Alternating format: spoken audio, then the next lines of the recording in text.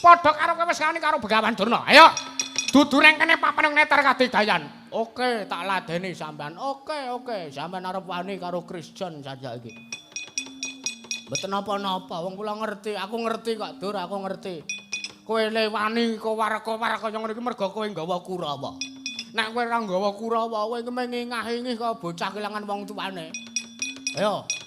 Rupak wani, jembar wani, padangane wani, petengane apa meneh? Metu jaba, dudu nang kene papan neter kadidayan kok. Oh, lole. Ponokawan ki sore-sore munggah kedaton ki ya ngapa ta ya? Ah, mong kere munggah bali. Nun sewu nggih. Bagong menika kawula alit, Bagong menika namung batur, Bagong menika wong loro saudan telu saurupan. Bagong menika namung wong elek nyolok mripat. Bagong menika wong ora duwe, Bagong menika wong kere. Tartentu menawi mangke paduka anak Prabu Puntadewa, mboten nundung minggat dhumateng pun Ponokawan menika. Menika sowane mesti bakal njejaluk. Inggih. Pun diparingi dit 10.000 gek kan minggat mawon. Nek mboten Bagong niku diparingi lintingan pun seneng niku. Prayoganipun kula dangu rumiyin Bapa. Nggih, monggo. Mbok menawi ugi wonten wigati, wonten kepentingan wonten ngersanipun anak kula. Pun para Pandhawa nggih. Inggih, Bapa Durna kula aturi mrayogaken anggenipun lenggah. Sampun mboten kirang prayogi. Ponokawan Bagong padha kanthi slamet. Rahayu suwanmu Bagong. Duh apa kowe mancelek? Nonamit pansang kali mantabe. Dina bena ngila duni dumawang tawang towang linepatno ing tolak manu sinuwun. Kepareng paduka Gusti kula sang nata ing negari Ngamarta. Nimbali dumateng suwanipun ingkang abdipun Bagong kula didangu leh kula sowan. Ngaturaken panuwun ingkang tanpa pepindhan jernyatanipun. Kula menika namung ingkang kados sampun dipun ngendikaken dening Begawan Durna. Kula menika namung kere ingkang munggah bale. Teka kula dipun tampi sowan kula kanthi prayogi. Iya Bagong, nggih. Merga yen mesti kula sowan teng negara liyane, mesti kula sowan teng negara Ngastina, kula dereng dumugi wonten sak nginggiling kedaton kemawon, mesti kula pun diusir kalih bodyguard negara. Kalih pampres negara-negara. Ning benten negari Ngamarta menika negari ingkang memanusiakan manusia. Wah, pramila kula nyun lumebar ing samudra pangasami kula ngaturaken panuwun ingkang tanpa pepindhan. Iya Bagong, tiba sepadha-padha nggih. Salajengipun nanggapi ingkang dados ngendikanipun Sinuwun Puntadewa. Sampun raharja slamet suwanipun ingkang abdipun Ponokawan Bagong sinuwun. Mboten manggalangan setunggal punapa tinebena saking rubedawing kalih Sambikala Durga Mendak Kala Sena rahayu nering Sambikala rahayu sagung dumadi. Iya Ponokawan Bagong nggih.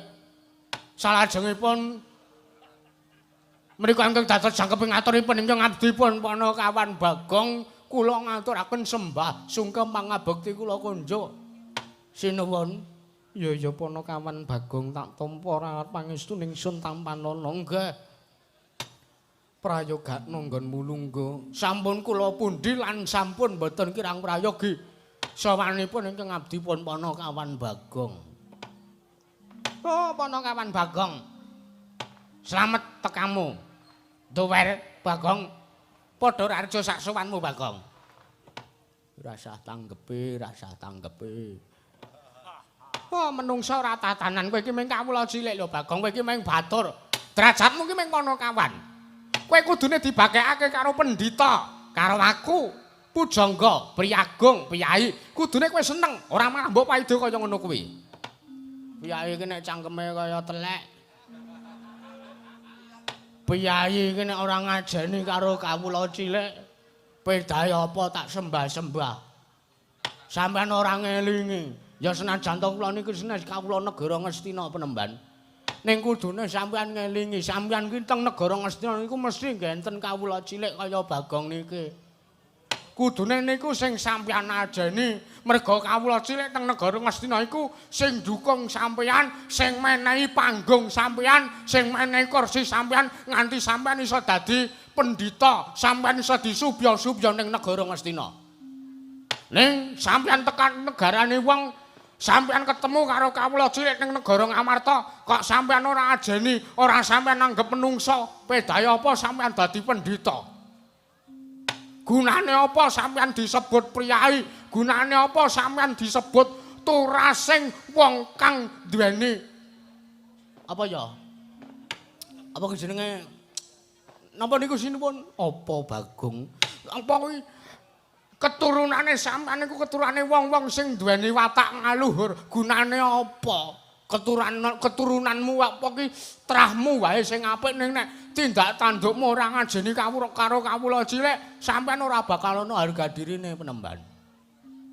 Sampeyan ya kudu ngelingi sampeyan dadi Perdana Menteri negara Ngastina ki merga sing dadi Nalendra kuwi rikala semana Sinuwun Prabu Destarastra. Sampeyan diwenehi kamukten, sampeyan diwenehi kursi, diwenehi jabatan ten negara Ngastina, sampeyan ki kudune luwih nglenggana. Ora kok ketemu kawula cilik kaya kula malah mangece. Pun gek mang minggat, kan minggat mawon, mang paringi dhuwit 10.000 terus menungsa niki kon minggat. Anggap sampeyan kula niku kirek sing njaluk pakan apa pripun? Iblis.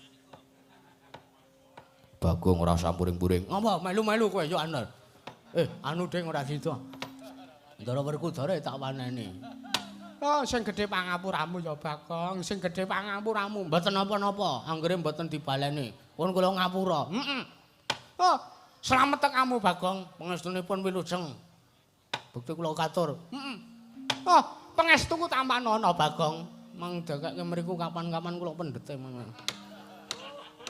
Wong edan pangestu kok kapan-kapan arep dijupuk. Kajeng kula sengit anggere nek priyayi sing titele sarjana ning karo kawula cilik kaya Bagong ora ngajeni. Kula niki nggih menungsa, Den. Iya. Kula niku karo Durna niku tuwa Bagong. Durna isih wujud sperma men kula pun lahir, kula pun gerang. Anggepe kula niki wong tuwa ora diajeni, sengit kula. Iya Bagong kowe. Bagong padha slamet kambu. Ndara Setyaki, sapa ki? Werkudara. Ndara Werkudara wilujeng pangestunipun Ndara. Bakti kula kunjuk nggih Ndara Njadipati. Tak tampa kawlegawane katine Werkudara ora liwat pangestuku tampan lolo. Kula gegem ndadosaken jimat paripe ndayaning kasantosan prayogan Bagong. Sampun mboten kirang prayogi Ndara Werkudara. Bagong padha slamet tekamu nggonmu suwaning negara Ngamarta. Ndara Arjuna. Iya. Pangestunipun Ndara Jelamprong dasmu. Anu pangestunipun Ndara Janaka wilujeng sowan kula Ndara. Iya. Ora usah melu-melu ngundang aku Jelamprong. Saking akrabe kula kalih sampean kok ya. Karo akrab kae sing menang ngundang Janaka nganggo sebutan Jelamprong kuwi mung Kakang Mas Njodipati. Nggih, alah ngono kok arep ribut. Sampun kula tampi, kula dadosaken jimat paripe ndayaning kasantosan prayogatna Bagong. Sampun mboten kirang prayogi. Panakawan Bagong padha slamet kamu. Pangestunipun Ndara lho. Iki kok ming siji to kowe? Anu ngapunten sinuwun Puntadewa. Bagong kepiye? Niki kok sing kembar ampun kantun setunggal niki pripun? Sing maune kembar kok dadi mboten kembar niku pripun? Niku mengijen niku pripun Ndara Nekula niku? Pangestumu Yayi Sedewa budal goleki ana ngendi durunge Abimanyu. Weh lah, nggih. Niku sing ajeng kula rembug. Iya Bagong, nggih. Nggih, pangestunipun Ndara Nekula wilujeng sowan kula bekti kula kunjuk Ndara. Ya Panakawan Bagong tak tampa pangestuku tampan ana Panakawan. Sampun sanget anggen kawula pundi. Prayogatna Bagong, sampun mboten kirang prayogi. Wah, jan drijiku kopah-kopah. Kenapa sih? Panakawan Bagong, kula wonten dawuh sinuwun. Gawe kaget sowanmu tanpa tinimbalan ana wigati apa? Gandeng paduka sinuwun Prabu Puntadewa sampun maringi kalodhangan wekdal. Tuwin purba wasesa anggen kula badhe munjuk atur. Kula paripaksa kula kedah matur sinasa nuwun sewu anggen kula matur menika. Kula kinten badhe dipun anggap lancang kalian pun para Pandhawa. Ora Bagong jalaran kowe ki abdi kinasih ing para Pandhawa. Kowe iki abdi ya pamomong negara Ngamarta. Nggih, matur nuwun alhamdulillah. Ngaten nggih sinuwun.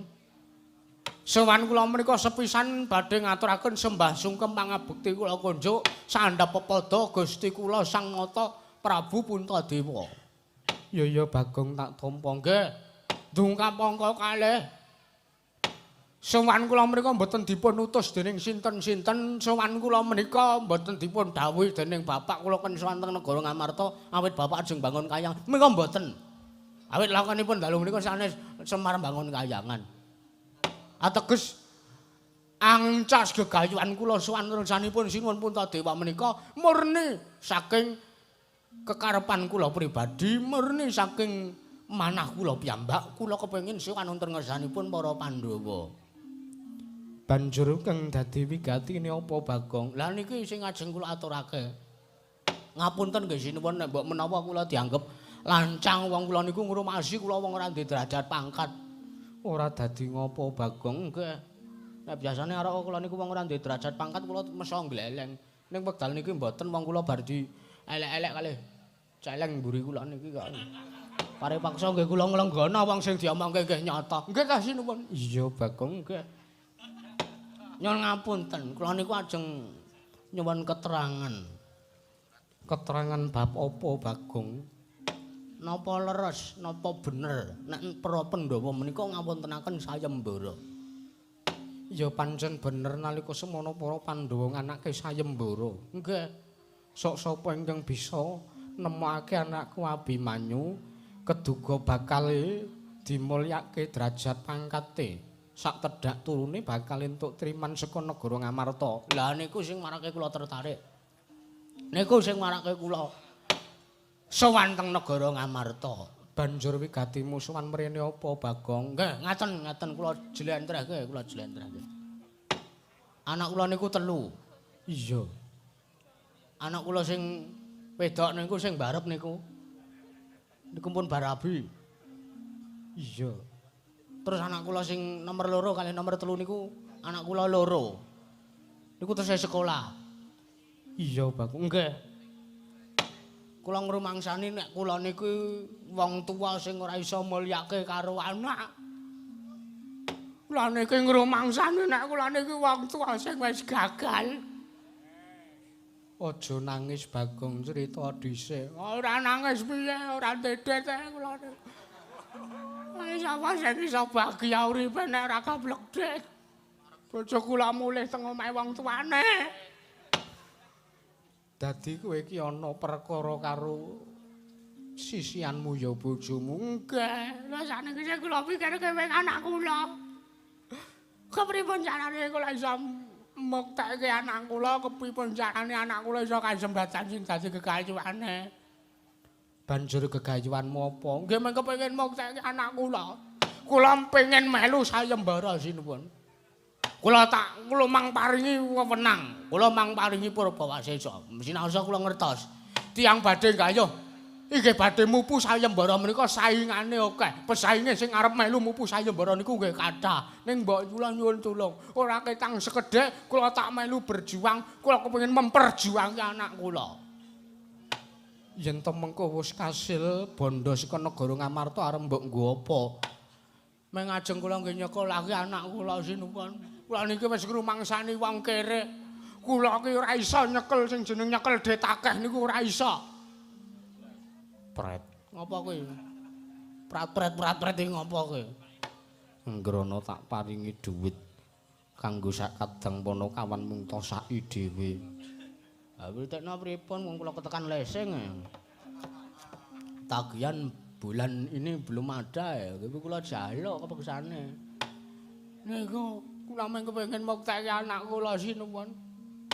Pripun diwenangaken apa mboten? Nek kula dililani kula ajeng goleki Ndara Abimanyu sampeyan paring pangestu kalih kula nggih dinten niki kula tak budal.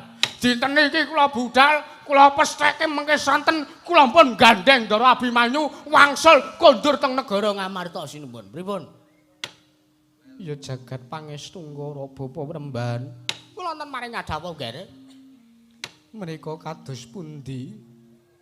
Gandeng sayembara sampun dipun cabaraken lan paduka bapa nembandur ingkang badhe bidal tindak ngupadi Abimanyu menika kados pundi? Oh, kula nak sampun matur to, Nggen. Wiwit Bagong mingganten kedaton menika, kula sampun matur, Bagong menika mesti mung arep njejaluk. Ketitik menika sampun matur wonten kersa paduka Prabu Puntadewa, piyambakipun nembung kepengin melu sayembara, kepengin nyoba mupu sayembara, mergo alesane gatekke karo anak-anake. Oh, menika namung ngapusi, menika namung omong kosong kaliyan aturipun Bagong menika. Kula sampun matur, Bagong menika sampun matur, pun pang paringi dhuwit 10.000 kemawon, tumuli mang sampean ken minggat. Ngaten kemawon, kula kinten malah rampung urusane lho, nggih anak Prabu.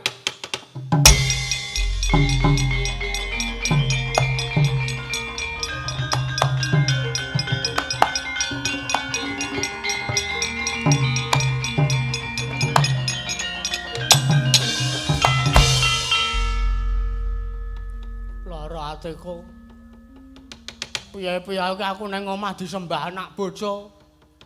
Nang kene kok mung trima dielek-elek. Oh alah dur kowe kok kaya ngono. Ngapa kowe arep ora trima kowe? Kok kowe ora trima tak elek-elek ning ngarepe anak Prabu Puntadewa. Kowe tak elek-elek ning ngarepe para Pandhawa. Nuwun sewu dadi niki mau sayembarane pun dibatalke to. Iya Bagong sayembara wis dicabarake. Sebabe alasan sing pasti katerangan sing cetha pripun? Merga bapa Penemban Durna ingkang keduga saguh ngupadi ana ngendi durunge Abimanyu dadi ndak rasa ora susah dadak nganake sayembara.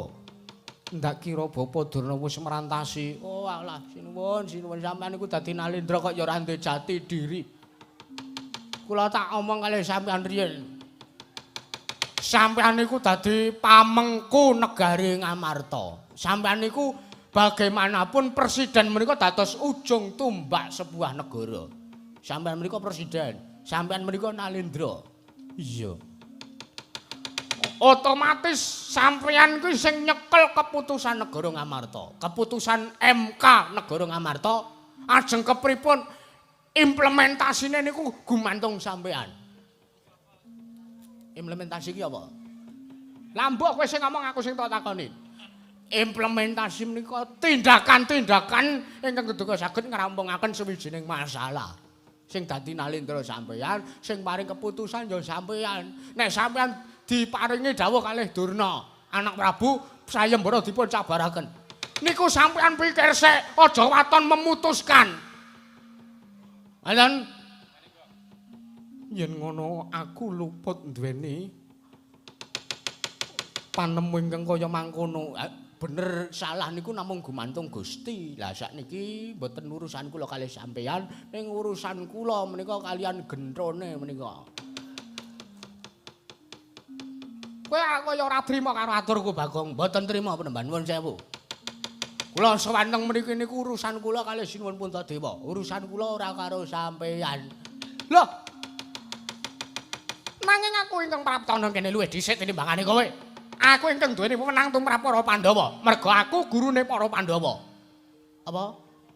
Merga Durna kuwi dadi gurune Pandhawa. Pandhawa iso duwe ilmu kuwi merga diwulang karo Begawan Durna Pandhita Sukalima. Guru kuwi pahlawan tanpa tanda jasa. Sing ngomong sapa? Sampeyan ngomong pripun mau? Guru niku napa? Guru kuwi pahlawan tanpa tanda jasa. Kuwi apa? Guru. Guru pahlawan tanpa tanda jasa niku mbiyen. Nek sakniki guru niku tanda jasane sertifikasi. Sampeyan ngerti ora? Hah? Guru niku sakniki nggih tanda jasa, sertifikasi entuk pencairan dana. Kudune pencairan dana niku dinggo gunake dinggo menjomplang apa ya jenenge iki? Apa menaikkan niku napa niku? Sakarepmu aku ora dong rembugmu. Kudune dhuwit pencairan dana sertifikasi menika dipun ginakaken kangge mendorong kinerja belajar mengajar apa jenenge KBM niku pelajaran nggo murid-murite. Ning ora. Entuk pencairan dana sertifikasi malah nggo DP mobil. Bar DP mobil konangan demenan. Niku kathah sakniki teng negara Ngamarta kasus sing ngoten niku kathah. Kok sampean iso ngendika nek guru niku pahlawan tanpa tanda jasa? Bener, guru pahlawan tanpa tanda jasa. Niku riyen nek saniki guru tanda jasane sertifikasi. Iki kula omongke sik. Ben sampeyan ora paham. Omongan kula setara kali omongane mercon. Ya muni aku Dur. Muni aku. Nanging padha karo yen to kowe batal dawuh Begawan Durna, padha karo kowe wani nantang pernatan hukum negara Ngastina. Terus nek kula nantang pernatan hukum negara Ngastina, sampean arep ngopo? Kowe cilik bakal dikunjara ning praja negara Ngastina, merga kowe wani karo Begawan Durna. Aku iki sing dadi nujung pujangga ning negara Ngastina.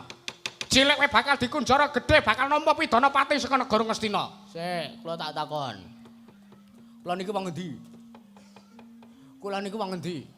Kowe wong Karangkadempel. Karangkadempel niku kebawa ke perintah negara pundi? Jawab. Karangkadempel kuwi kebawat ke perintah negara Ngamarta. Lah, sampean tiyang pundi? Aku wong Ngastina. Sampean mapan teng negara pundi? Saya aku mapan teng negara Ngamarta.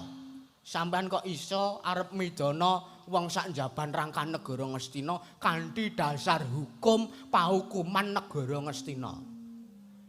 Sampean kudune mikir. Kula mung arep melu sayembara kok nganti kula arep dipidana pati niku pripun? Mang Sawang nika lho. Mang Sawang kawula negara Ngastina sing korupsi 300 triliun ming dipenjara 6,5 tahun niku uteke pripun niku? Hah? Kok mung kawula cilik kaya kula sing arep melu sayembara sampean pengeng-pengeng, sampean nantang-nantang, sampean ngancem kula ajeng sampean pidana pati. Ya Allah, ya Allah. Wah, Jan. Menderita capo apa kowe Dur? Ya apa kon niku? Padha karo kowe wani karo Begawan Durna.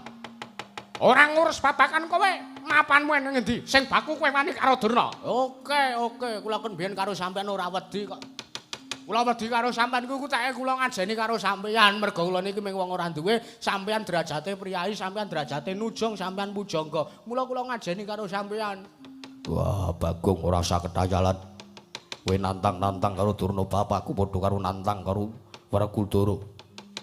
Murite ora trima gak sajake. Iya, oke, ora apa-apa. Aja kok wong loro iki, aja kok Pandhawa, aja kok titah sak jagat raya. Dur, rungokno Dur. Kula niku aja kok kowe ya, Dur. Begawan Durna. Nadyan dewa medhun wae kula ora wedi. Watone kula bener. Lho. Kowe ora wedi karo dewa. Kowe nantang karo dewa yen to dewa medhun, kowe ora wedi. Lho. Wedi sebab apa? Nek kowe wani karo dewa bakal kena kuwalat. Kowe bakal kuwalat. Saniki tak takon, sampean ngerti tembung kuwalat niku tegese napa? Sampean ngerti napa mboten? Modar ora? Ayo. Werkudara. Durna bapakku kuwi. Kuwalat ki apa? Wah. Kowe iki pendhita kok ora ngerti tembung kuwalat. Sampean ora ngerti iki saiki tak terangke, tak takon karo sampean. Iya. Dewa sing paling dhuwur dhewe niku sinten?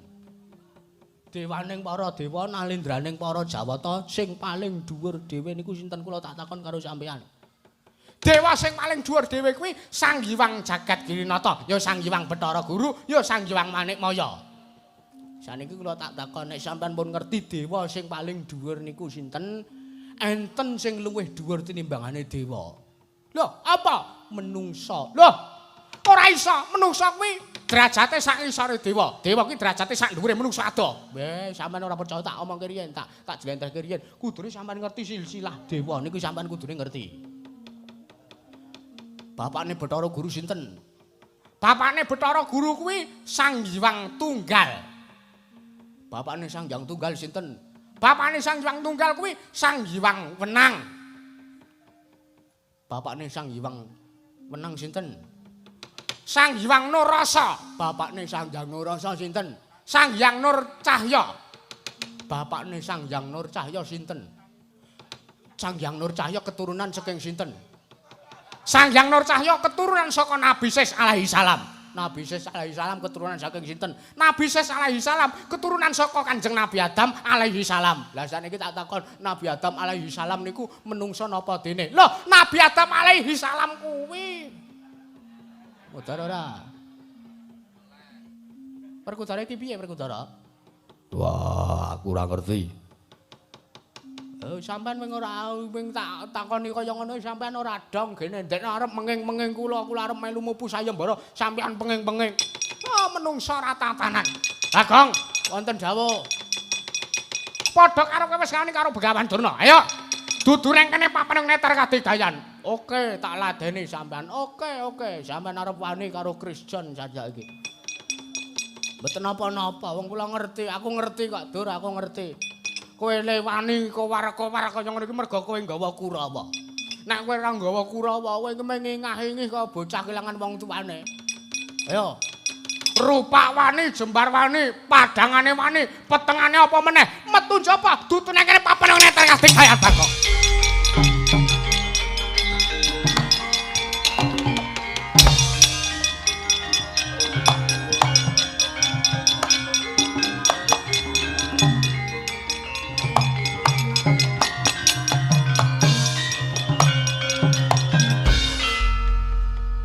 Durna sing tok tantang wis metu kok kowe isih nang kene. Kok durung ajeng metu kok.